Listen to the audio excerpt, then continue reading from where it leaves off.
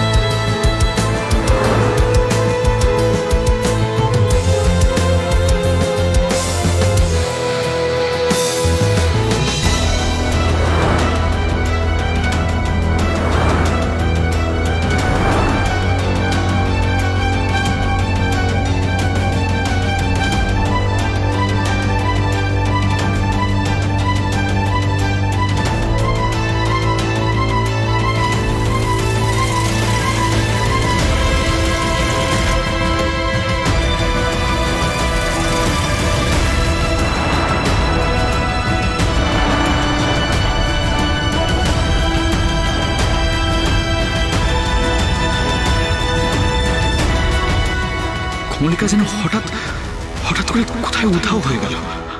আমি এদিক ওদিক অনেক খুঁজলাম, কোথাও পেলাম না। উন্মাদের মতো রাস্তার এই প্রান্ত থেকে ও প্রান্ত ছুটেছিলাম, যদি কোথাও পাই খুঁজে, যদি অন্তত একবার চোখের দেখা দেখতে পাই, কিন্তু পাইনি।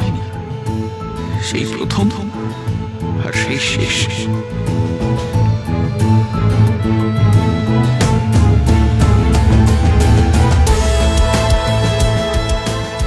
কমলিকাকে খুঁজতে খুঁজতে আমি ক্লান্ত হয়ে রাস্তার পাশে বসে পড়ি। কিছু বুঝতে পারছিলাম না।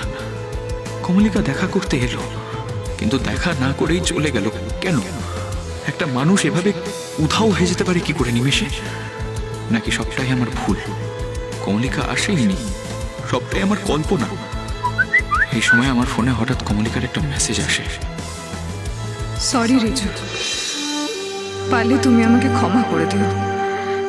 আমি তোমার সাথে দেখা করতে গিয়েও দেখা করতে পারলাম না। আমার এভাবে একা একা বাড়ি থেকে বেরোনোর একদম অভ্যেস নেই।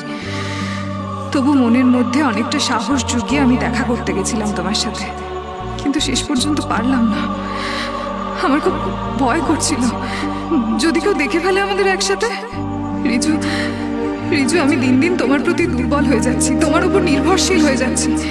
এটা ঠিক না, এটা একদম ঠিক নয়। আমার খুব ভয় করছে রিজু, খুব ভয় করছে। তুমিও তো আমাকে আর দেখতে না পেয়ে পাগলের মতো খুঁজছিলে আমায়। আমি সব দেখেছি রিজু, আমি ধরা দিতে চাইনি, তাই ধরা দিইনি। আমায় তুমি ক্ষমা করে দাও প্লিজ, প্লিজ। আর কখনো দেখা করার কথা বলো না। আদালত ও একটি মেয়ে, প্রতিবাদের এক নতুন ভাষা। সোম থেকে শনি রাত ৮টায় আকাশ ৮-এ।